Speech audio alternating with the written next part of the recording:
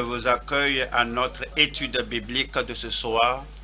Je prie que le Seigneur ouvre nos yeux de compréhension pour que nous contemplions les choses merveilleuses dans sa parole au nom de Jésus-Christ. Prions avant de démarrer. Père, nous te remercions pour l'étude biblique. Merci pour la façon dont tu développes ton peuple. Merci pour tout ce que tu fais pour nous au travers de l'évangile selon Saint Marc. Nous demandons, Seigneur, que ce soir, ton esprit nous conduise dans toute la vérité et que ton esprit nous fortifie, nous donne de la force, nous donne la grâce afin d'obéir à ce que tu nous instruis dans la parole de Dieu au nom de Jésus-Christ. Et que la bénédiction d'obéissance à la parole soit sur toute ta vie. Merci parce que tu nous as exaucés. Au nom de Jésus, nous prions. Amen. Nous allons à Marc et nous étudions de Marc 12, du verset 35 jusqu'au verset 44. Marc, chapitre 5, chapitre 12. Marc 12, chapitre verset 35. Marc 12, 35. Marc 12, 35. Jésus, continuant à enseigner dans le temple, dit comment les scribes disent-ils que le Christ est fils de David. David lui-même, animé par l'Esprit Saint, a dit: le Seigneur a dit à mon Seigneur, assieds-toi à ma droite, jusqu'à ce que je fasse de tes ennemis ton marchepied. David lui-même l'appelle Seigneur. Comment donc est-il son fils? Et une grande foule l'écoutait avec plaisir. Le Seigneur enseignait dans le temple, chaque fois il le faisait, partout qu'il avait l'opportunité que les gens se rassemblent là-bas, il enseigne. Et que ce soit une seule personne, que ce soit une famille, que ce soit au dehors là-bas, à la plage, que ce soit à la colline quelque part, que ce soit même au désert là-bas, ou bien peut-être dans le temple ou à la synagogue, il y a quelque chose que le Seigneur fait toujours, c'est qu'il enseigne. Alors cela doit s'appliquer à nous, que comme il enseigne à tout moment, tel qu'il enseigne à toute occasion, nous aussi, nous devons saisir l'occasion à toute occasion, que ce soit pour une famille, que ce soit pour un individu, que ce soit à un ami, à un voisin, que ce soit en plein air, à toute occasion, que ce soit dans l'église, à tout moment que l'occasion se présente. Alors, il y a une question qui a été posée parce que les scribes disaient que le Messie, lorsqu'il viendra, le Seigneur, lorsqu'il viendra, il sera fils de David. Et ils sont allés jusqu'à dire, et Jésus dit comment se fait-il que David lui-même a dit par le Saint-Esprit que le Seigneur a dit à mon Seigneur, assieds-toi à ma droite jusqu'à ce que je fasse de tes ennemis ton marchepied. David lui-même l'appelle Seigneur. Comment donc est-il son fils? Ces scribes n'avaient pas pu répondre. Mais l'assemblée, les gens, la foule là-bas l'écoutait avec plaisir. 38, il leur disait dans son enseignement: gardez-vous des scribes qui aiment à se promener en robe longue et à être salués dans les places publiques, qui recherchent les premiers sièges dans les synagogues et les premières places, qui recherchent les premiers sièges dans les synagogues et les premières places dans les festins, qui dévorent les maisons des veuves et qui font pour l'apparence de longues prières. Ils seront jugés plus sévèrement. Et Jésus a mis les gens en garde au sujet de la pensée des pharisiens parce que à la manière, à plusieurs fois, il égarait les gens, et Christ est très ouvert, Christ est très clair et il n'est pas compromettant, et qu'il a averti les gens de ne pas écouter l'erreur, la fausseté, de ne pas céder à leur confiance à l'erreur et à la fausseté. Verset 41. Jésus s'étant assis vis-à-vis du trône, regardait comment la foule y mettait de l'argent. Plusieurs riches mettaient beaucoup. Pourriez-vous comprendre que Jésus regarde tout? Il remarque notre fidélité, il remarque tout, il remarque notre service, comment nous adorons, comment nous prêtons attention et notre économie, ce que nous donnons dans la maison de Dieu, même ce que nous donnons dans notre communauté. Il vint aussi une pauvre veuve. Elle y mit 2 petites pièces, faisant un quart de sou. Alors Jésus, ayant appelé ses disciples, leur dit: je vous le dis en vérité, cette pauvre veuve a donné plus qu'aucun de ceux qui ont mis dans le tronc, car tous ont mis de leur superflu, mais elle a mis de son nécessaire.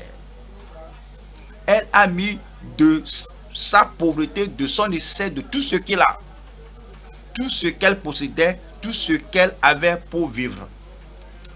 C'est la parole que nous allons étudier cette nuit et je prie que le Seigneur nous donne de la compréhension. Le titre est la réaction appropriée à la Seigneurie de Christ. La réaction appropriée à la Seigneurie de Christ.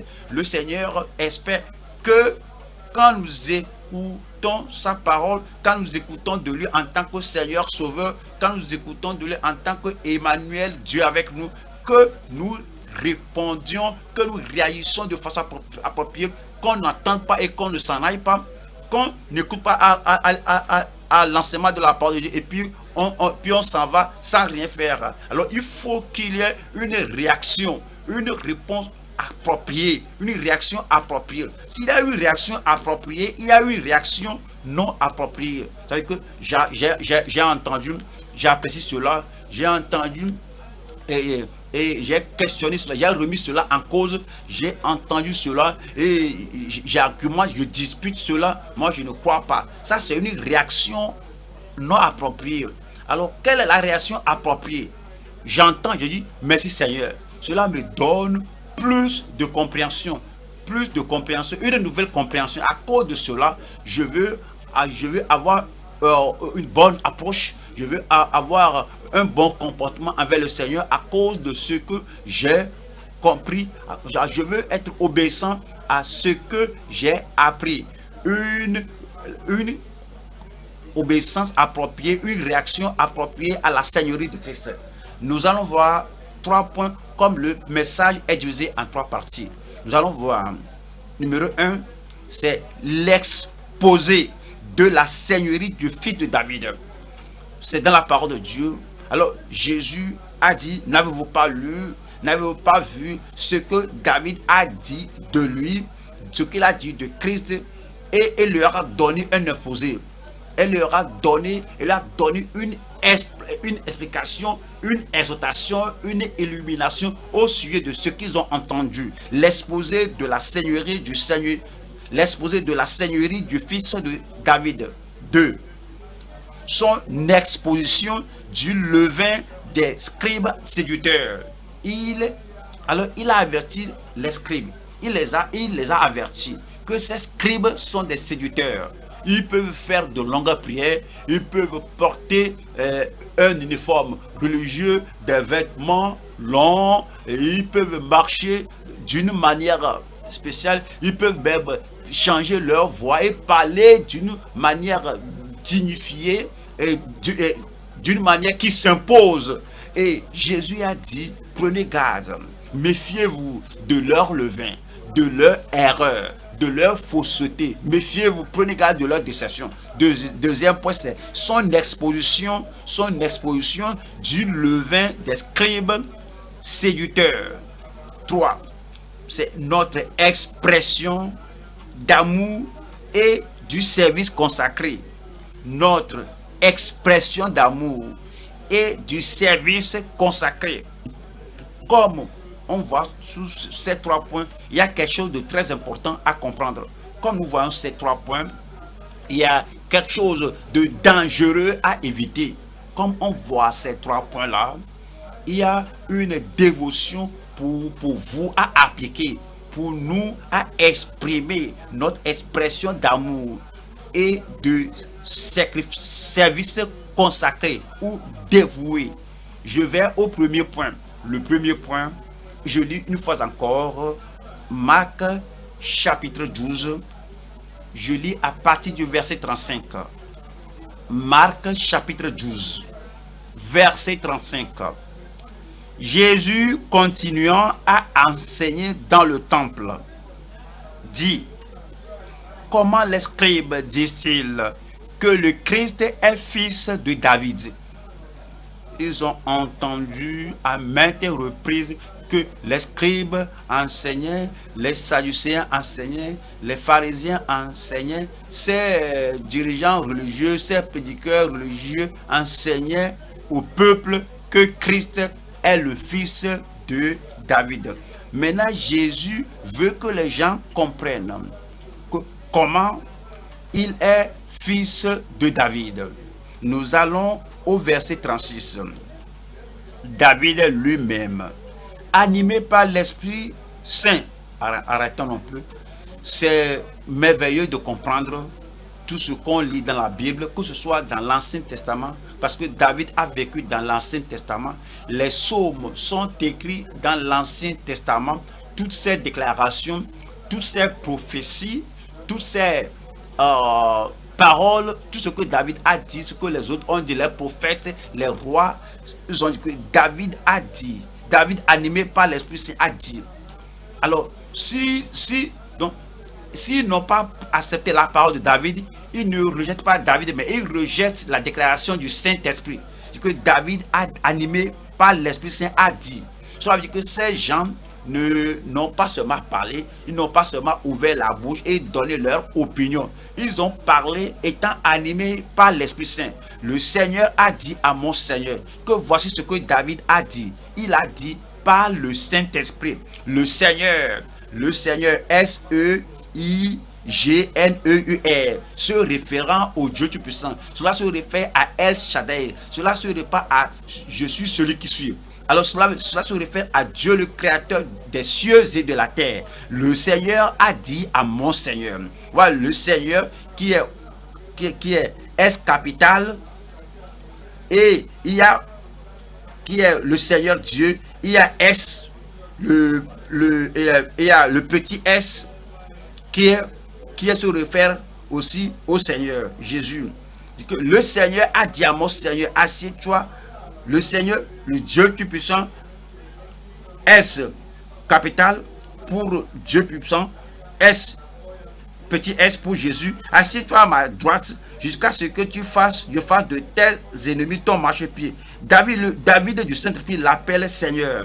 David lui-même l'appelle Seigneur. Comment donc est-il son fils? Et une grande foule l'écoutait avec plaisir. Pourquoi? Parce que lorsque ces scribes ont dit ce qu'ils avaient dit, mais ils n'ont pas expliqué aux gens.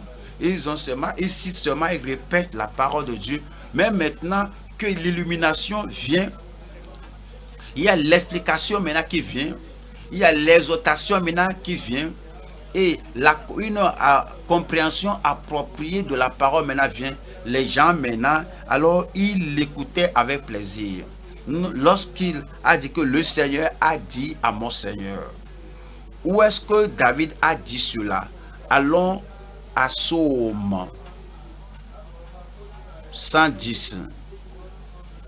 N'est-ce pas illuminant que Jésus prenne l'enseignement des gens de la parole de Dieu? Il n'a pas dit que l'Ancien Testament est obsolète, l'Ancien Testament n'est pas bon. Non, non, non. Ce que David a dit, ce que le prédicateur a dit, ce que le prophète a dit dans l'Ancien Testament, cela est dit par le Saint-Esprit. Voyons, Psaume 110, je lis verset 2. Voici ce que Jésus citait. Voici ce que Jésus prenait pour illuminer les gens. Psaume 110, verset 1. Parole de l'Éternel à mon Seigneur. Parole de l'Éternel à mon Seigneur, assieds-toi à ma droite, jusqu'à ce que je fasse de tes ennemis ton marchepied. Si vous voyez la première ligne de Psaume 117, vous allez voir que c'est dit que de David, Psaume. Alors, pouvez-vous voir que Jésus-Christ est correct de tout ce qu'il a dit, même dans les moindres détails, les gens ne peuvent même pas prendre cela au sérieux. Jésus a dit qu'il y a un psaume, psaume 110, et c'est David qui l'a écrit. Et David a dit, David a parlé de ce psaume, c'est lui qui a dit ce psaume, c'est lui qui l'a écrit. Il dit que parole de l'Éternel, vous voyez là-bas, à mon Seigneur. Lorsque Jésus cite la Bible, il cite bien la Bible, il cite correctement la Bible, et il ne modifie rien, et il ne modifie rien, il ne change rien. Il a dit, il a cité tel que David l'avait dit. Il dit, parole de l'Éternel, mon Seigneur, assieds-toi à ma droite jusqu'à ce que je fasse de tes ennemis ton marchepied. Maintenant, Jésus a dit autre chose. Il a dit que David a dit cela animé par le Saint-Esprit. David a dit cela par le Saint-Esprit.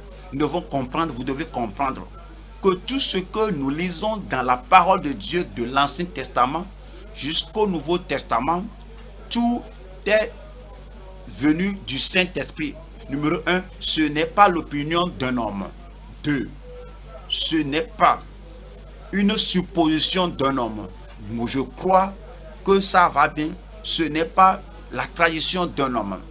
Et ce n'est pas le proverbe d'un homme, de leur communauté. Ce n'est pas une compilation des idées des Israélites. C'est la parole inspirée par le Saint-Esprit. Allons à 2 Pierre 1. 2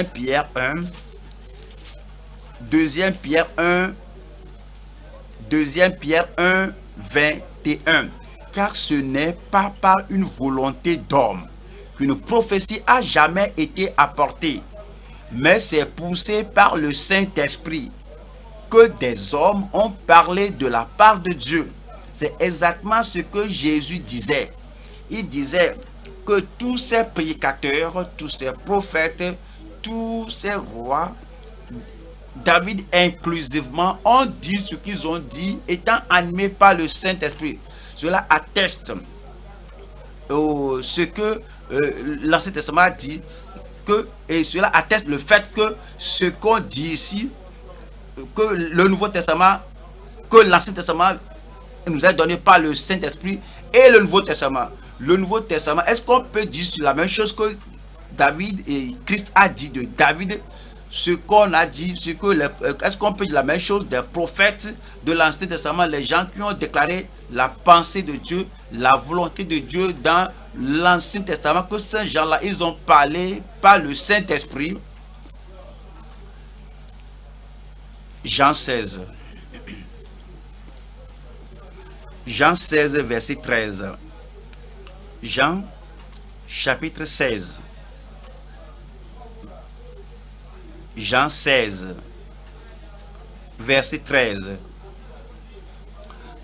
Quand le consolateur sera venu, ça c'est le Saint-Esprit. Quand le consolateur sera venu, l'Esprit de vérité, il vous conduira dans toute la vérité. Car il ne parlera pas de lui-même, mais il dira tout ce qu'il aura entendu et il vous annoncera les choses à venir.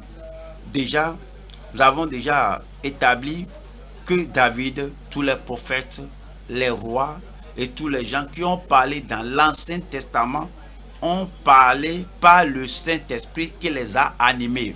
Maintenant, Christ dit que le Saint-Esprit va venir aux disciples, aux apôtres, et il va les conduire dans toute la vérité.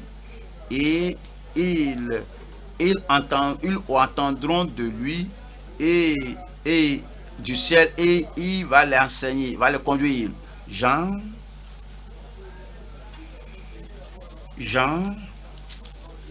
chapitre 14, 26. Mais le consolateur, l'Esprit Saint, que le Père enverra en mon nom, vous enseignera toutes choses. Vous voyez cela? C'est la parole de Dieu. C'est pas le Saint-Esprit. Lorsque le consolateur, là, l'Esprit Saint vient, il vous enseignera toutes choses et vous rappellera tout ce que je vous ai dit. Pourrais-je vous interpréter ce que cela veut dire? Tout ce que Matthieu a interprété, a enregistré de Matthieu 1 à Matthieu 28, c'est le Saint-Esprit qui lui a rappelé tout ce que Christ a fait et ce qu'il a dit. Tout ce que Marc a écrit de Marc 1 à Marc 16, le Saint-Esprit lui a rappelé tout ce que Christ a fait et dit. Tout ce que Luc a écrit était un rappel du Saint-Esprit à lui, du Luc 1 à Luc 24. Tout ce que Jésus a fait et dit. Tout ce que Jean a dit et écrit de Jean plutôt, Jean 1 à Jean 21. C'est le Saint-Esprit qui lui a rappelé tout ce que Christ a fait et dit. Il vous annoncera les choses à venir. Il vous conduira dans toute la vérité. Des actes des apôtres jusqu'à l'Apocalypse, le reste du Nouveau Testament, tout est par le Saint-Esprit. Alors, donc, vous devez être confiant lorsque vous lisez la Bible. Vous devez être confiant lorsque vous lisez le Nouveau Testament, l'Ancien Testament et une partie de la Bible, comme le Saint-Esprit l'a dit. Alors, il a dit par Moïse, c'est pas le Saint-Esprit. Il a dit au travers de Josué, par le Saint-Esprit, au travers de Josué, par le Saint-Esprit, par Isaïe, par Matthieu, Marc, Luc, Jean, par le Saint-Esprit, par Paul, c'est pas le Saint-Esprit. 1er Timothée, allons à 1er Timothée 3, 16. 1er Timothée chapitre 3, verset 1er Timothée, 2e Timothée plutôt, 2e Timothée 3, verset 16. Toute écriture est inspirée de Dieu. C'est inspiré par le Seigneur. Donc tout ce que nous lisons, il ne faut pas seulement dire que Moïse a dit par le Saint-Esprit, il ne faut pas seulement dire que David a dit. Vous devez comprendre que par le Saint-Esprit, il ne faut pas dire que Paul a dit. Vous devez comprendre que c'est par le Saint-Esprit. Toute écriture est inspirée de Dieu et utile pour enseigner, pour convaincre, pour corriger, pour instruire dans la justice, afin que l'homme de Dieu soit accompli, afin que l'homme de Dieu soit mûr, afin que l'homme de Dieu soit complet, soit accompli et propre à toute bonne œuvre. Retournons à Marc 12. Marc chapitre 12, je lis verset 35 encore. Marc 12, nous lisons le verset 35. Jésus, continuant à enseigner dans le temple, dit: comment les scribes disent-ils que le Christ est fils de David? David lui-même, animé par l'Esprit Saint, a dit: le Seigneur a dit à mon Seigneur, assieds-toi à ma droite, jusqu'à ce que je fasse de tes ennemis ton marchepied. David lui-même l'appelle Seigneur. Comment donc est-il son fils? Il nous dit quelque chose de Christ. Il y a le côté humain de Christ.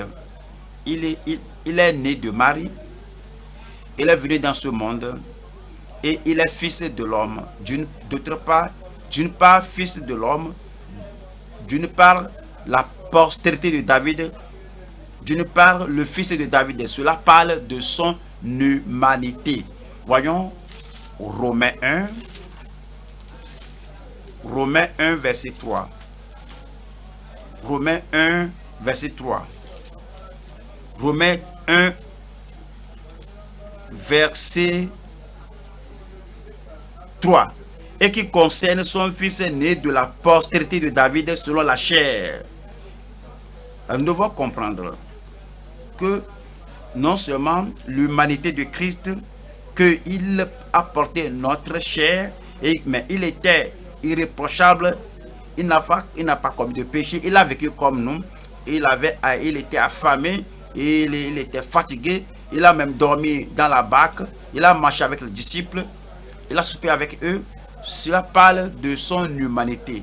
Vous devez aussi comprendre sa déité, sa divinité. Cela a fait de lui le Seigneur de David. Il est la postérité de David, le fils de David. Il est venu par la descendance. Il est venu par la descendance de David. Il est le fils de David, le fils de l'homme. C'est son humanité. Maintenant, sa déité.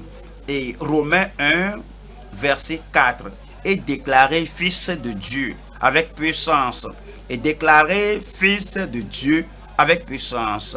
Verset 3. C'est dit, et la postérité de David. Fils de David. Ça, c'est son humanité. Verset 4. Est déclaré fils de Dieu avec puissance. Selon l'esprit de sainteté. C'est le Saint-Esprit. Selon l'esprit de sainteté. Par sa résurrection d'entre les morts. Donc nous apprenons ici de Christ. D'une part, il a l'humanité. D'autre part, il a la déité.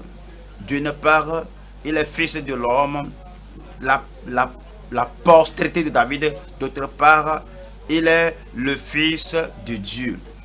Alors, voyons Luc chapitre 1. Luc 1, et nous lisons la parole d'un ange. Et Luc 1, je lis verset 26. Luc 1, verset 26. Au 6e mois, l'ange Gabriel fut envoyé par Dieu dans une ville de Galilée appelée Nazareth, auprès d'une vierge fiancée à un homme de la maison de David, nommé Joseph. Le nom de la vierge était Marie. L'ange entra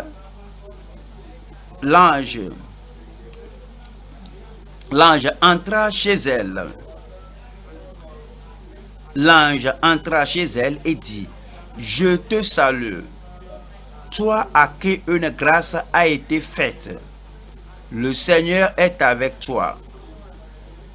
Troublée par cette parole, Marie se demandait ce que pouvait signifier une telle salutation.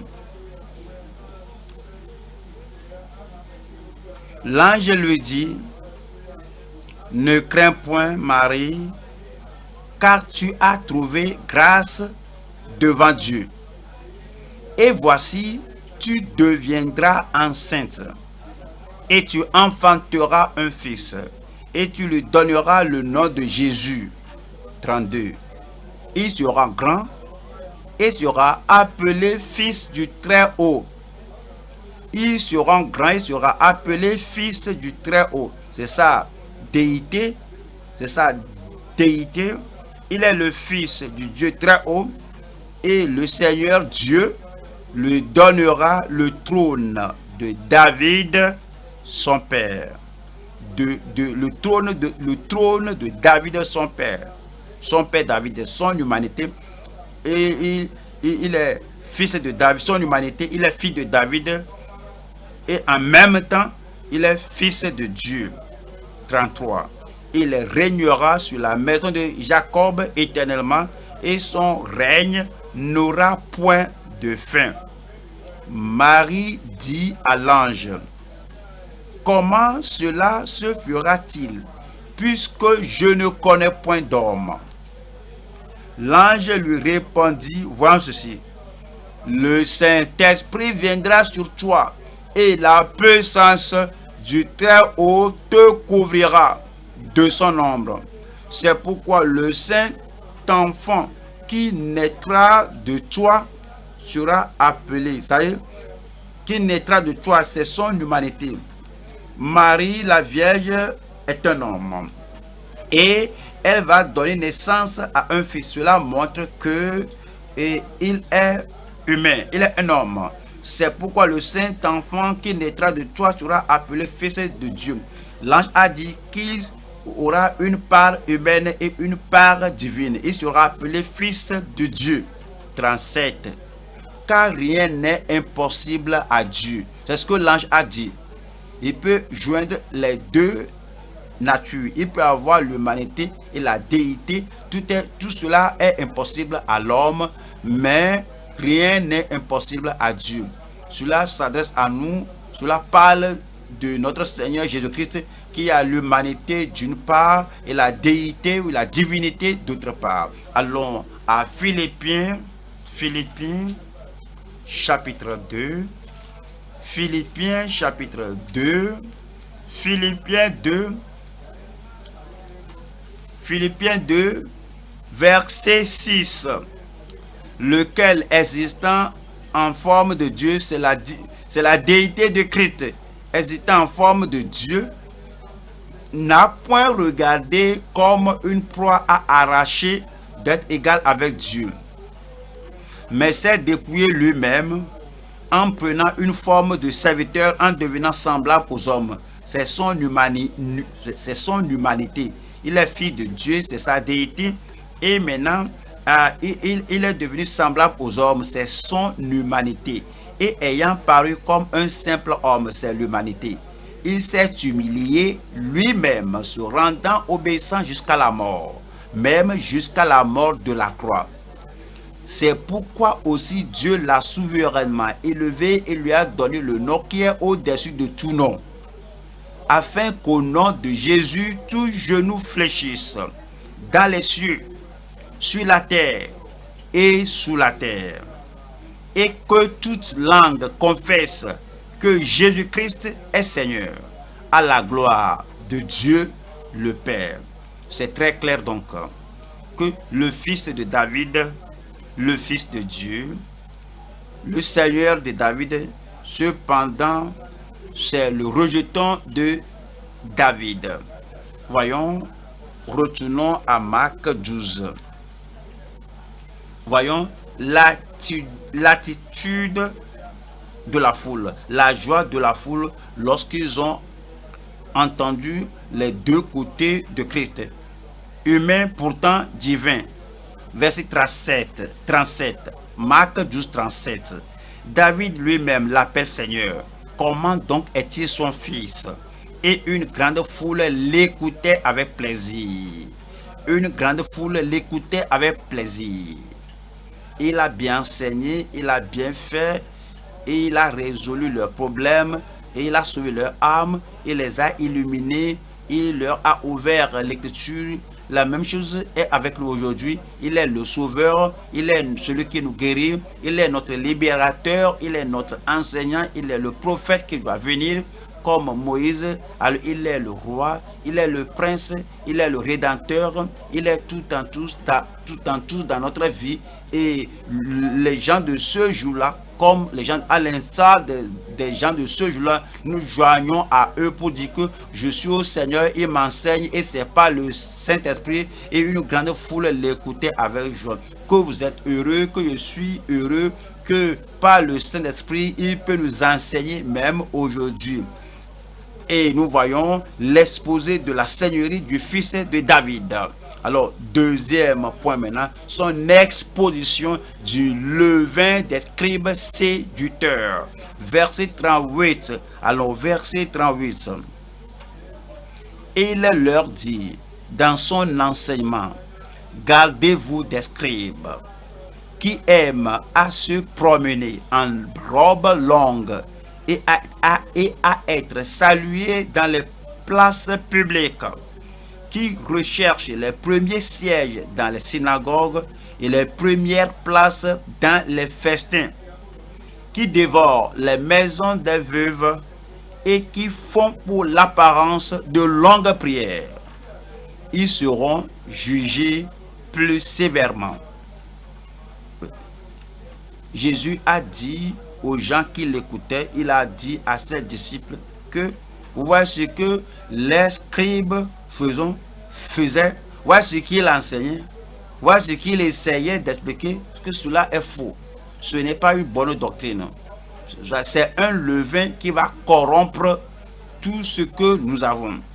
Lorsqu'il se référait à ce qu'il enseignait comme levain, voyons Matthieu 16, Matthieu chapitre 16, verset 6. Matthieu 16, verset 6. Jésus leur dit, gardez-vous avec soin du levain des pharisiens et des sadducéens. Ce sont les scribes, ce sont les enseignants du peuple, ce sont les dirigeants religieux, les pharisiens et les sadducéens. Ce sont les dirigeants parmi les religieux. Ils ont parlé de ce qui... Alors, le Seigneur a parlé de ce qu'il enseignait comme levain. Et il a dit, gardez-vous avec soin du levain des pharisiens et des sadducéens. Voilà le verset 7. Les disciples raisonnaient en eux-mêmes et disaient, c'est parce que nous n'avons pas pris de pain. Et comment les disciples auraient-ils pensé à cela? Ils parlaient de doctrine, ils parlaient de l'enseignement, ils parlaient du levain des scribes et des pharisiens. Et il dit, gardez-vous avec soin. Voici comment ils pensaient. Quand les gens vont faire le pain, ils vont mélanger, ils vont mixer, malaxer la farine et on y met la levure. Et c'est cette levure mise dans la farine qui va faire fermenter le pain, la pâte. Donc, et il les avertit au sujet du pain. Alors, il croyait qu'il les avertit au sujet du pain. Alors, quand il a dit, gardez-vous avec soin du levain des pharisiens et des sadducéens, il dit que les pharisiens ont-ils fait du pain? Et le Seigneur nous dit de ne pas aller acheter du pain là-bas. Non, ce n'est pas ce qu'il a dit. Voyons, verset 9. Verset 8. Jésus, l'ayant connu, dit, pourquoi raisonnez-vous en vous-même, gens de petite foi, sur ce que vous n'avez pas pris de pain? Êtes-vous encore sans intelligence? Et ne vous rappelez-vous plus les 5 pains des 5000 hommes et combien de paniers vous avez emportés? Ni les 7 pains des 4000 hommes et combien de corbeilles vous avez emportés? Comment ne comprenez-vous pas que ce n'est pas au sujet de pain que je vous ai parlé? Gardez-vous du levain. Il a encore répété ça ici. Gardez-vous du levain des pharisiens et des sadducéens. Voilà maintenant le verset 12. Alors, il comprit que ce n'était pas du levain du pain. Et il ne disait pas que faut pas acheter du pain chez les pharisiens. Faut pas acheter du pain dans le quartier là-bas. Parce que le propriétaire de la boulangerie est un pharisien, c'est un sadducéen. Non. Maintenant, ils ont compris qu'il les mettait en garde au sujet de la doctrine des pharisiens et des sadducéens. Donc, il a dit, gardez-vous du levain, gardez-vous des doctrines des pharisiens et des sadducéens. Voyons Luc 12. Il a répété la même chose là-bas. Et alors, ici, nous devons avoir une compréhension appropriée que les scribes, ils ont leur doctrine, les scribes, ils ont leur fausseté, ils ont leur enseignement et nous devons prendre garde. Cela, ce n'est pas le pain. On peut acheter du pain chez eux. On peut acheter du pain là où ils font leurs choses. Mais nous ne devons pas acheter leur doctrine ni leur enseignement. Luc 12, 1. Sur ces entrefaites, les gens s'étant rassemblés par milliers au point de se fouler les uns les autres, Jésus se mit à dire à ses disciples, avant tout, regardez, gardez-vous du levain des pharisiens qui est l'hypocrisie. Il dit, faut pas adopter leur hypocrisie. Oui, leur habitude est de la fausseté, de l'hypocrisie, de la séduction. Il n'y a rien de caché qui ne doivent être découverts, ni de secrets qui ne doivent être connus. Retournons à Marc 12. Verset 38. Il a dit, gardez-vous. Il exposait leur erreur. Marc 12, 38, il leur dit dans son enseignement, gardez-vous des scribes qui aiment à se promener en robe longue et à être salués dans les places publiques, qui recherchent les premiers sièges dans les synagogues et les premières places dans les festins, qui dévorent les maisons des veuves et qui font pour l'apparence de longues prières. Ce ne sont pas des prières à être exaucées, ce ne sont pas des prières qui profitent aux gens, ce sont des prières de m'as-tu vu. Il y a des gens aujourd'hui que je te demande de venir et prier pour toi, mais leur prière c'est pour s'étaler. Ils peuvent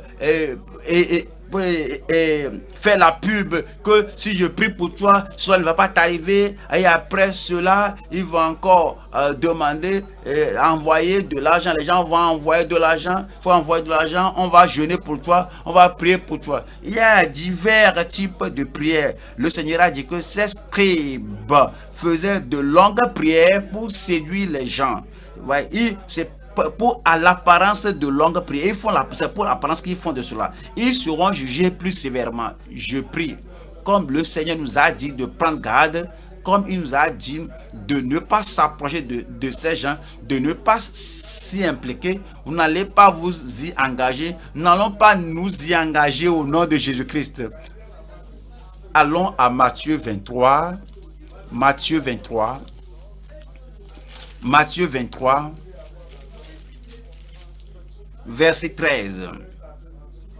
Malheur à vous, scribes et pharisiens, hypocrites, parce que vous fermez aux hommes le royaume des cieux. Vous n'y entrez pas vous-même. Et ils n'étaient pas nés de nouveau, ces scribes, ces religieux-là. Ils pouvaient parler de l'Ancien Testament, ils pouvaient parler de David, ils pouvaient parler de Salomon, ils pouvaient parler de Moïse, ils pouvaient parler du temple, ils pouvaient parler de la synagogue, ils pouvaient parler de Hérode, ou bien de Nicodème, ou de n'importe qui, mais ils n'étaient pas nés de nouveau. Alors vous n'y entrez pas vous-même et vous n'y laissez pas entrer ceux qui veulent entrer.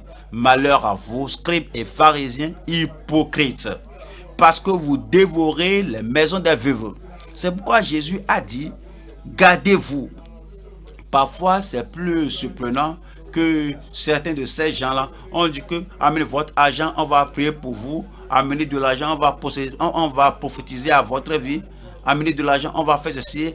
Donc, ils prenaient de l'argent des veuves, ils prenaient l'argent des pauvres, et ils sont déjà riches. Au lieu de donner, au lieu d'aider les veuves, alors ils ravissaient, ils soutiraient le peu que ces gens avaient. Et parce que ces gens-là espéraient des miracles, parce qu'ils voulaient la réponse des cieux, que leur prière soit exaucée, alors ils envoient leur argent. Ils n'ont pas assez, mais le peu qu'ils ont là, oui, ces veuves-là continuent à envoyer, et ces gens n'ont pas de gagne-pain, mais ils ont permis à ces scribes, à ces hypocrites de les dévorer.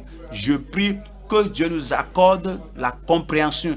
Ce n'est pas tout le monde qui porte la Bible, ce n'est pas tout le monde qui prophétise, ce n'est pas tout le monde qui vous promet quelque chose, ce n'est pas tout le monde qui dit que je prie pour toi, je jeûne pour toi, ce n'est pas tout le monde qui dit que j'ai une parole pour ta vie, pour ta famille. Ce n'est pas chacun d'eux qui est de Dieu. C'est dit que ces gens-là, ils dévorent. Ils dévorent parce que vous dévorez les maisons des veuves et que vous faites pour l'apparence de longues prières. À cause de cela, vous serez jugés plus sévèrement. 15. Malheur à vos scribes et pharisiens, parce que vous courez la mer et la terre pour faire un prosélyte. Et quand il est devenu, vous en faites un fils de la géhenne 2 fois plus que vous. Voilà le verset 33. verset 33. Serpent, race de vipère, comment échapperez-vous au châtiment de la géhenne?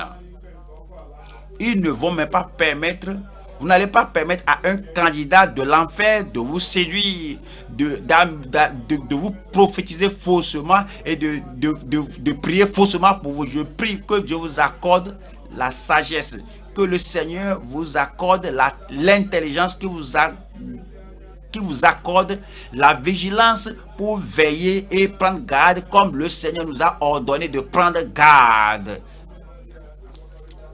Allons aux Corinthiens. 2 Corinthiens chapitre 11 versets 2 et 3. 2 Corinthiens chapitre 11 verset 2. Avant de lire le verset 2, voyez les disciples, les membres de l'église du Dieu vivant, les enfants de Dieu sont l'épouse de Christ.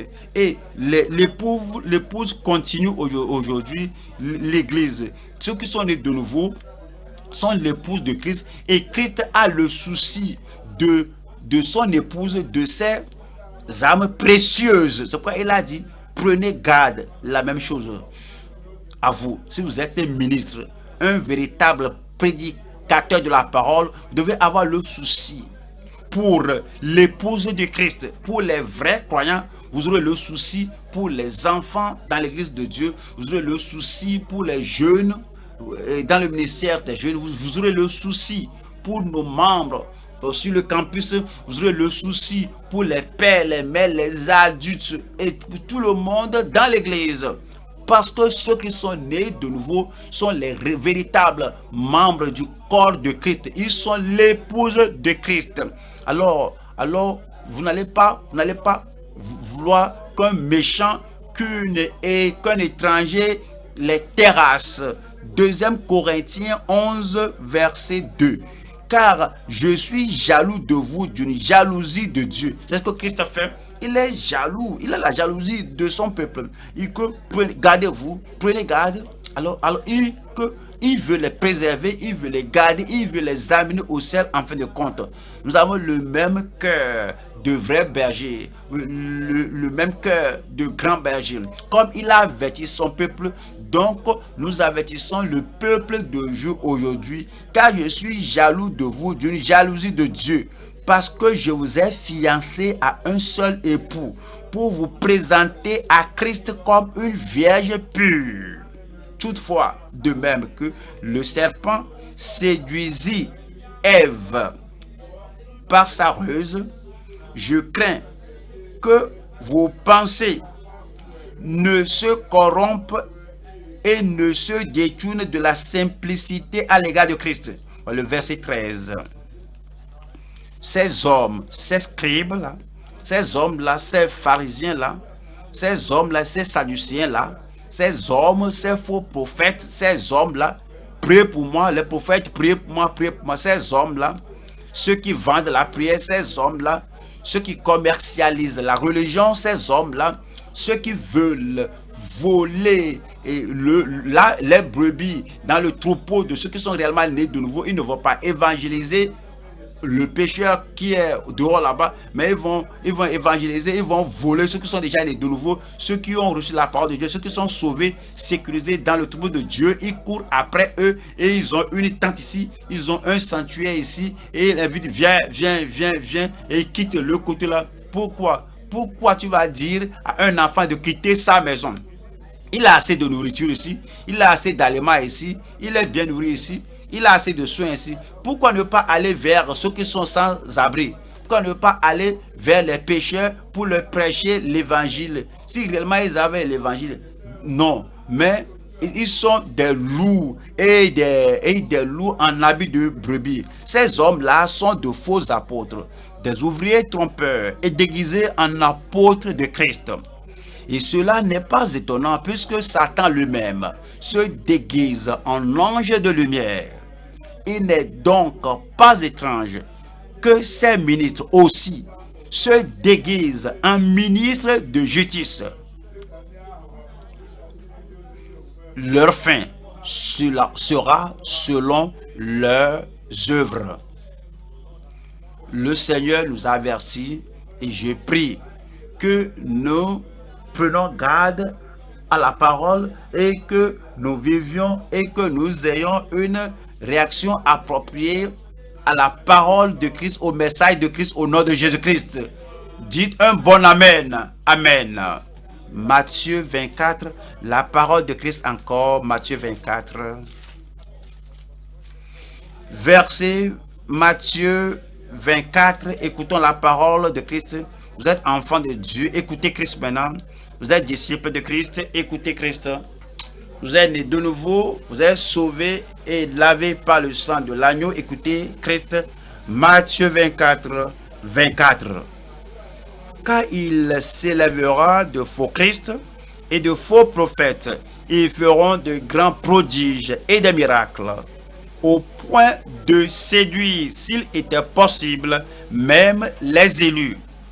C'est leur intention. Ils vont séduire même les élus, c'est leur intention. Ceux qui sont déjà debout, ceux qui sont déjà sauvés, ceux qui sont déjà fermes, ceux qui sont déjà sélectionnés et élus, ils font partie du royaume de Dieu, ils sont déjà sauvés. Alors ils continuent de les inviter. Il faut inviter le pécheur à naître de nouveau si vous êtes de véritables ministres de Dieu. Alors si vous êtes ministre de Dieu, conseillez votre peuple, vous avez déjà une assemblée, prenez soin d'eux, montrez-leur la voie du ciel et non sortir pour toucher ceux qui sont déjà nés de nouveau, qui connaissent le Seigneur et sa parole, et vous voulez les séduire. Je prie que vous ne tombez pas dans les pièges de ces séducteurs au nom de Jésus. Il faut dire Amen. Vous croyez que je ne peux pas vous entendre? Dites Amen. Verset 25. Voici, je vous l'ai annoncé d'avance. Voici, je vous l'ai annoncé d'avance. Je prie que ce que le Seigneur nous enseigne, ce qu'il nous dit, que nous y soyons obéissants et que la bénédiction de l'obéissance soit sur votre vie, sur ma vie, sur le berger, sur les brebis, sur les membres, sur les ministres, sur tout le monde au nom de Jésus-Christ. Allons maintenant au troisième point. Troisième point, notre expression d'amour et du service consacré. Notre expression d'amour et du service consacré. Nous retournons à Marc chapitre 12, je lis verset 41. Marc 12, verset 41. Jésus s'étant assis vis-à-vis du trône, regardait comment la foule y mettait de l'argent. Plusieurs riches mettaient beaucoup. Arrêtons-nous ici un peu. Jésus-Christ était dans le temple. Et maintenant, il regardait le trésor, le tronc. Il regardait le tronc et les gens donnaient leurs dîmes, leurs offrandes et ce qu'ils doivent donner et donner. Et le Seigneur les regardait. Et le Seigneur était vraiment prudent, il était vraiment vigilant. C'est ce que nous devons faire. Nous devons être vigilants lorsqu'on est dans l'assemblée, lorsque nous suivons l'ordre du culte, le déroulement du culte, et que l'heure sonne maintenant de faire la collecte des dîmes et offrandes. Il y a les ouvriers, il y a les sentinelles qui doivent être vigilants,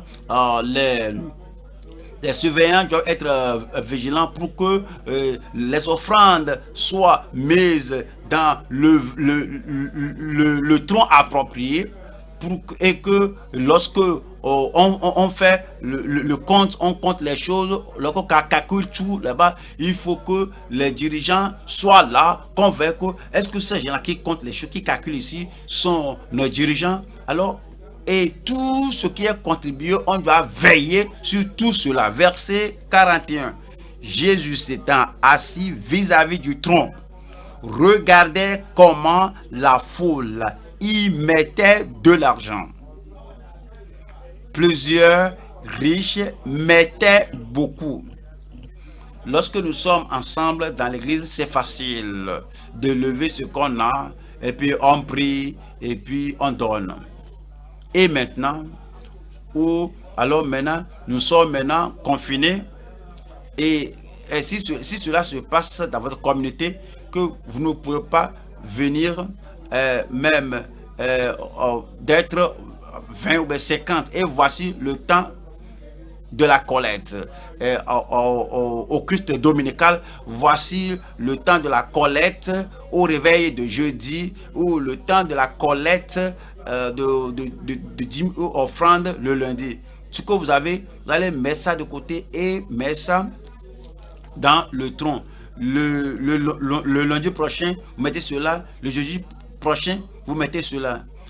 Ou même si vous êtes en train de faire un transfert bancaire en ligne, alors tout le compte bancaire est montré sur l'écran. Donc vous pouvez utiliser ce que vous voulez faire et envoyer votre offrande là-bas. Mais si c'est que vous avez l'argent liquide, donc vous mettez cela de côté. Lorsque nous serons en mesure d'être ensemble et on veut amener à la banque, donc vous amenez cela à l'église. Lorsqu'on se rassemble, vous donnez l'offrande et puis on amène ça à la banque. Mais quoi que vous trouviez chez vous dans votre maison, et vous êtes en groupuscule, comme les gens donnent, vous devez donner. C'est l'expression de notre amour, de notre service consacré ou bien dévoué. Verset 42. Il vint aussi une pauvre veuve. Elle y met deux petites choses. Il n'y a rien qui soit petite. Le Seigneur sait ce que vous avez. Alors, et elle y mit deux petites pièces faisant un quart de sou. Alors Jésus, ayant appelé ses disciples, leur dit: je vous le dis en vérité, cette pauvre veuve a donné plus qu'aucun de ceux qui ont mis dans le tronc. Car tous ont mis de leur superflu, mais elle a mis de son nécessaire. Elle a mis de sa pénurie. Elle a mis de sa pauvreté tout ce qu'elle possédait, tout ce qu'elle avait pour vivre. Vous savez ce que Jésus disait? Que ceux qui sont riches, ils ont amené un dixième de ce qu'ils ont. Et il y a des gens qui vont au-delà de là pour donner. Des gens vont au-delà pour donner 15%. Ils vont pour donner 20%, 20%. Ce qu'ils donnent, ça c'est du rien. Parce qu'ils sont riches. Ils en ont assez. Parce que comment le Seigneur les a payés? Ouais, un dixième, avoir 20%, 30%, cela signifie peut-être grand chose quand on voit cela. Mais cette veuve-là, ce qu'elle a, on ne peut même pas diviser ça par 10. Comment peut-on diviser deux pièces qui est même le quart d'un sou? Alors, je ne peux même pas diviser ça. Alors c'est tout ce que j'ai. Donc, je prends ça. Je ne peux pas diviser. Je ne peux pas même, sinon, structurer un dixième de cela. Donc, elle a pris tout cela. Elle a donné tout. Elle a donné son 100%. Elle a donné au Seigneur. Et le Seigneur l'a loué, l'a recommandé. Que celle-ci a donné plus que tous ceux qui donnent par pourcentage. 10%, oui, c'est beaucoup. 20%, beaucoup. Mais cette femme-là, elle a donné 100%. Je prie que nous donnions toute notre force, toute notre connaissance sans réserve, que nous donnions tous nos talents pour servir le Seigneur. Et le Seigneur va nous louer au ciel et dira aux anges: voyons ce fils, voyez cette fille, voyez ce membre, voyez ce ministre, et donne beaucoup dans le service du Seigneur. Allons à 2 Corinthiens chapitre 8 verset 2. 2 Corinthiens 8, 2.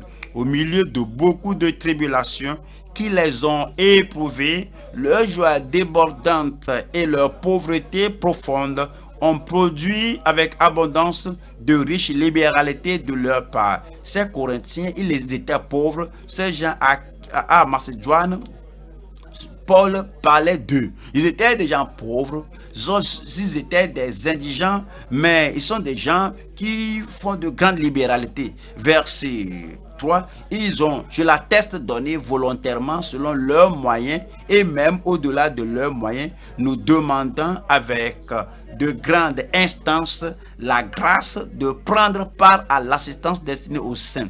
Ce qui était arrivé, c'est que l'apôtre a dit que vous avez vos problèmes, vous avez vos chagrins, vous avez vos défis, vous avez vos responsabilités aussi.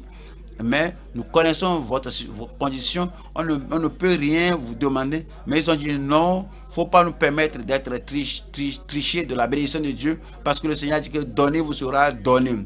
Alors nous voulons faire partie de cela, nous voulons être des gens qui donnent. Alors en tant que celui qui donne, la bénédiction de Dieu vous sera donnée.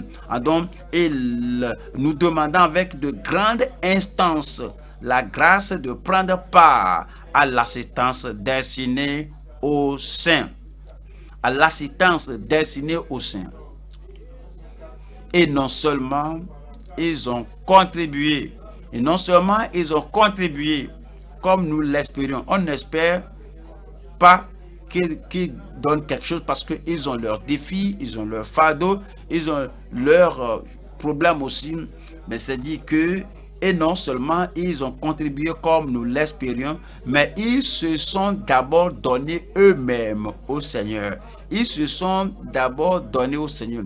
Qu'est-ce que je peux faire? Je peux aider à plier les traités, je peux être un balayeur, je peux uniquement taper à la porte et distribuer les magazines, ou bien les magazines chrétiens. Qu'est-ce que je peux faire? Je peux distribuer les traités. Qu'est-ce que tu peux faire? Je peux faire usage de mon téléphone pour parler aux gens.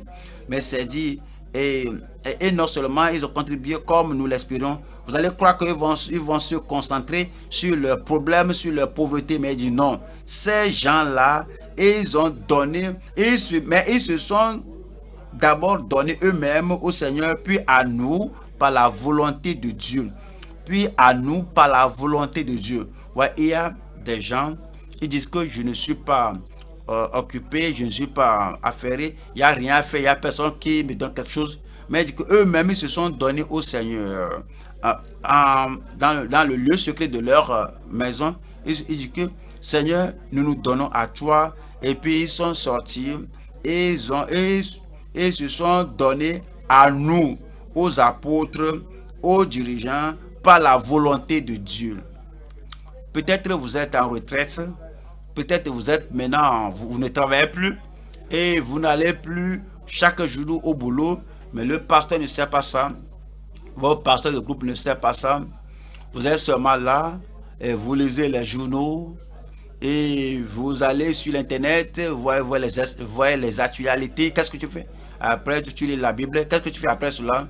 Tu dors et puis tu prends le repos. Est-ce que vous savez? C'est ce qu'on nous dit, que si tu prends tout le temps à dormir, si tu prends tout le temps à s'asseoir sans exercice et que ton sang ne circule pas bien, tu pourras mourir jeune à cause de ce style de vie. Puisque tu es maintenant en retraite, tu as tout le temps, tu as tous les talents, tu as la force, tu te donnes totalement au Seigneur et puis tu te donnes à l'église, aux dirigeants, que je suis disponible. Alors dis-le que tu es disponible et le Seigneur va faire usage de toi et tu auras de grandes récompenses au nom de Jésus-Christ.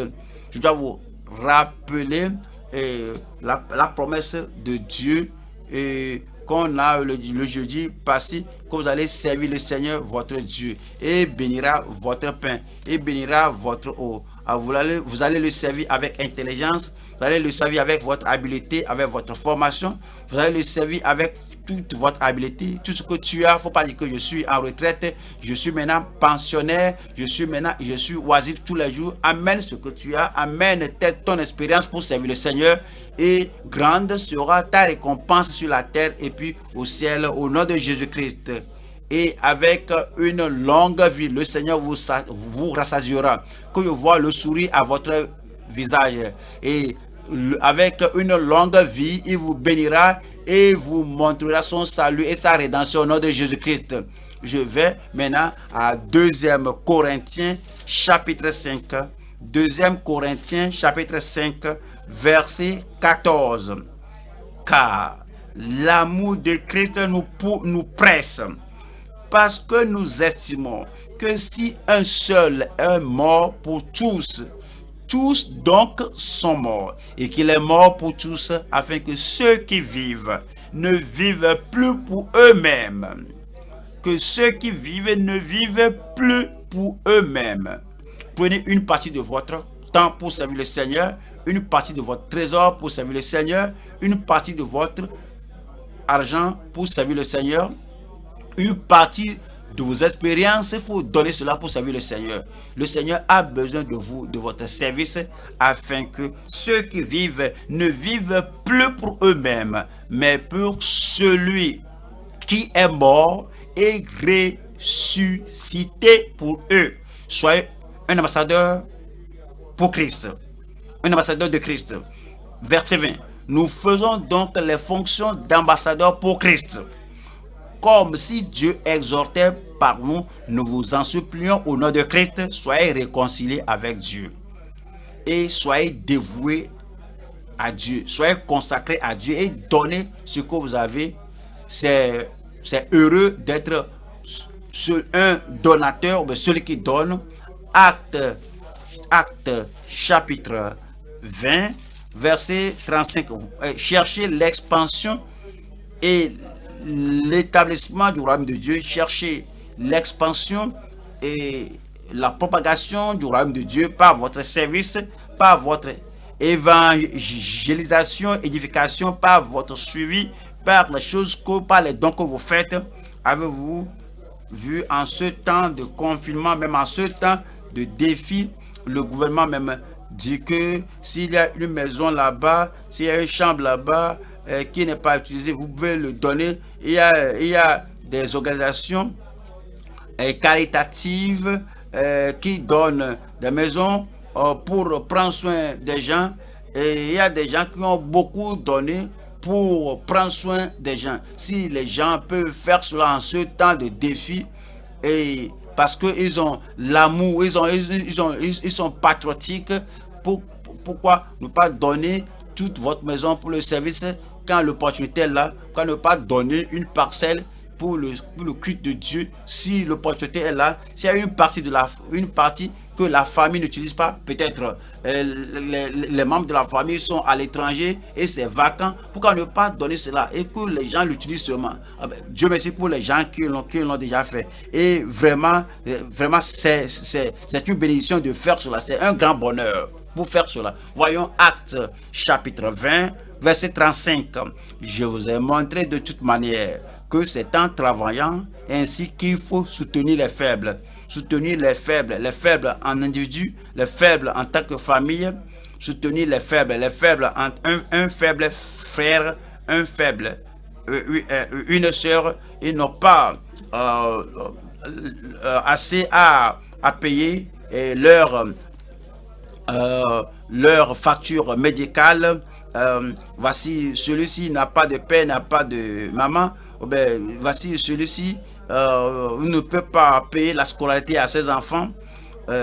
Qu'il faut soutenir les faibles et se rappeler les paroles du Seigneur qui a dit lui-même: il y a plus de bonheur à donner qu'à recevoir. Il y a plus de bonheur à donner qu'à recevoir. Comme le Seigneur a pris note de cette veuve dans Marc où nous étudions, et le Seigneur a pris note d'elle. Le Seigneur prendra note de vous, il prendra soin de vous, il vous bénira, il bénira vos dons. Il dira: parce que tu l'as fait à mon fils, parce que tu l'as fait à ma fille, parce que tu l'as fait à cette église locale, parce que tu l'as fait à cette église centrale, parce que tu as fait ceci là-bas, tu me l'as fait aussi. Et grande sera votre récompense au ciel au nom de Jésus-Christ. Je prie pour vous que tout ce que vous donnez pour aider les gens, pour soutenir les gens, pour aider les jeunes et pour aider les familles, que vous ne ratiez pas votre bénédiction au nom de Jésus-Christ. Matthieu chapitre 25, je lis verset 34. Matthieu 25, verset 34. Alors le roi dira à ceux qui seront à sa droite, au dernier jour, je prie pour vous que vous soyez à sa droite. Frère, que tu sois à sa droite. Sœur, que vous soyez à sa droite. Mon fils, ma fille là-bas, quoi que vous soyez, tu sois ou vous soyez jeune, vous pouvez donner votre talent physique, vous pouvez donner les talents artistiques, vous pouvez donner vos talents informatiques et vous serez à la droite du Seigneur en ce jour merveilleux. Et alors le roi dira à ceux qui seront à sa droite, venez vous qui êtes bénis de mon Père, prenez possession du royaume qui vous a été préparé dès la fondation du monde. Car j'ai eu faim, vous m'avez donné à manger, j'ai eu soif, vous m'avez donné à boire, j'étais étranger et vous m'avez recueilli. J'étais nu et vous m'avez vêtu, j'étais malade et vous m'avez visité, j'étais en prison et vous êtes venus vers moi. Les justes lui répondront, Seigneur, quand t'avons-nous vu avoir faim et t'avons-nous donné à manger ou avoir soif et t'avons-nous donné à boire? Quand t'avons-nous vu étranger et t'avons-nous recueilli ou nu et t'avons-nous vêtu? Quand avons-nous vu malade ou en prison et sommes-nous allés vers toi? Et le roi leur répondra, je prie qu'au dernier jour, que vous écoutiez la bonne parole du Seigneur, la bonne parole élogieuse du Seigneur. Toute force que vous avez donnée, tout don que vous avez donné, tout ce que vous avez donné sera récompensé à ce dernier jour-là au nom de Jésus-Christ. N'allez pas perdre votre récompense. Et le roi leur répondra, je vous le dis en vérité, toutes les fois que vous avez fait ces choses à l'un de ces plus petits de mes frères, c'est à moi que vous les avez faites. C'est à moi que vous les avez faites. C'est à moi que vous les avez faites. Le ciel vous attend. Le royaume de Dieu vous attend. En ce temps-ci, il n'y a personne qui soit laissé. Vous pouvez faire quelque chose. Vous pouvez enseigner les autres, aux autres. Vous pouvez évangéliser les autres. Vous pouvez former les autres. Vous pouvez encourager les autres. Vous pouvez donner vous transmettre la conviction, le courage aux autres. Vous pouvez donner de l'argent aux gens. Vous pouvez donner de la nourriture aux gens. Vous pouvez donner des traités aux gens. Vous pouvez aider dans l'œuvre de Dieu. Vous avez quelque chose, donnez-le afin que le peuple de Dieu soit béni par votre don. Et dans cette vie, le Seigneur vous bénira. Et dans la vie à venir, le Seigneur vous bénira aussi. Rappelez-vous, nous devons avoir une réaction appropriée à la Seigneurie du Christ. Est-il votre Seigneur, votre Sauveur? Quelle est votre réaction, votre réponse à lui? En tant que Seigneur, en tant que votre Seigneur, vous ne pouvez pas fermer la bouche, fermer les bras, vous croiser les bras, qu'il est mon Seigneur. Qu'il y ait une réaction appropriée, positive, juste, bénéfique à la Seigneurie de Christ sur votre vie. Tenons-nous debout maintenant et parlons au Seigneur. Tenons-nous debout et parlons au Seigneur en prière.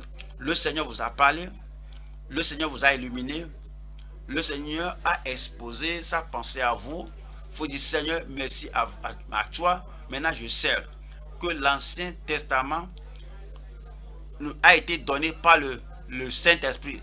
Seigneur, je t'aime et j'aime ta parole. Ces paroles que David a données sont données par le Saint-Esprit. Ta parole n'est plus une parole ordinaire. Je vais chaque fois traiter ta parole avec respect, avec honneur.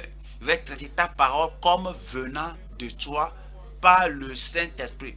Quoi que David l'ait dit, quoi que Moïse l'ait dit, quoi que cela provienne de Josué, de Caleb, de Esaïe, tout ce que j'ai lu de ta parole, maintenant je comprends que c'est donné par le Saint-Esprit et ma réaction, ma réponse, c'est de croire à cette parole, de l'accepter, de vivre par la parole. Non seulement ça, toutes les paroles des apôtres dans le Nouveau Testament, dans l'Évangile, dans les actes des apôtres, dans les épîtres, de part jusqu'à l'Apocalypse, maintenant je sais que tout a été donné par le Saint-Esprit. J'aime la parole là, je révère la parole là, je reçois la parole là, je demeure dans la parole là, et je continue dans la parole, hein. Donne-moi de la grâce pour avoir cette réaction appropriée, cette réaction pratique, cette réaction bénéfique, cette réaction déterminée, cette réaction permanente, perpétuelle à la parole de Dieu, envers la parole de Dieu.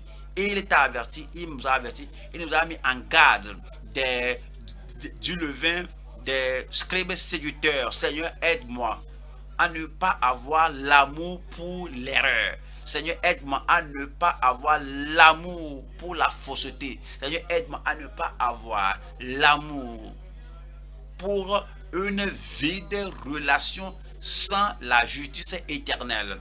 Aide-moi à ne pas avoir l'amour pour les faux prophètes et abandonner la vraie prédication de la parole de Dieu. Comme tu m'as dit de prendre garde et de me méfier du levain, de la séduction, de la fausseté, de l'erreur, des ténèbres, des religieux superstitieux. Seigneur, aide-moi à tout moment. Que je me distingue. Que je me distingue des séducteurs. Si j'ai leur matériel, si j'ai leur matériel, Seigneur, que je donne aujourd'hui une réaction appropriée et escomptée, et que je me détache de ces séducteurs, que je ne permette à personne de m'aveugler, de me séduire et de me tirer et me faire rentrer dans une éternité de perdition. Seigneur, j'aime ta parole, je me tiens par ta parole et je serai fortifié par ta parole. Seigneur, je vais exprimer mon amour à toi, je vais exprimer mon amour. Je me donne à toi, corps, âme et esprit. Je donne mon corps, mon esprit, mon âme, toute ma vie, tout ce que je suis, tout ce que j'ai autour de moi, au-dedans de moi, autour de moi, tout ce que j'ai assimilé, ce que j'ai acquis, la connaissance, tout ce que j'ai acquis dans ce monde, de ma naissance jusqu'à ce temps-ci, toutes mes compétences, ma formation, tout ce qui peut être utilisé dans le royaume de Dieu. Seigneur, je te l'offre maintenant, sans réserve. Seigneur, je t'offre tout, mon intelligence, ma mémoire, mon raisonnement, mes facultés, ma connaissance, mon habileté, mon dévouement, mon amour, mon affection, je t'offre tout. Bien, au fait, bien sûr, Seigneur, quel que soit ce que j'ai, que ce soit grand ou petit, quelque chose d'abondant ou de moindre, je donne ma dîme, je continue de donner, je vais continuer à donner mes dîmes, je vais donner à l'église, même en ce temps de confinement, je ne vais pas oublier.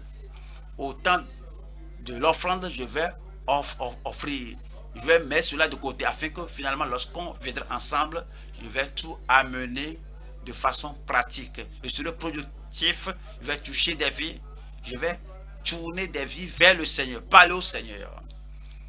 Le Seigneur vous voit là-bas. Faut pas seulement regarder ici que je n'ai pas beaucoup, le peu que vous avez, le moindre que vous avez, donnez et vous sera donné. Donnez vous sera donné. Vous allez donner et ce sera quelque chose de serré et secoué qui débordera.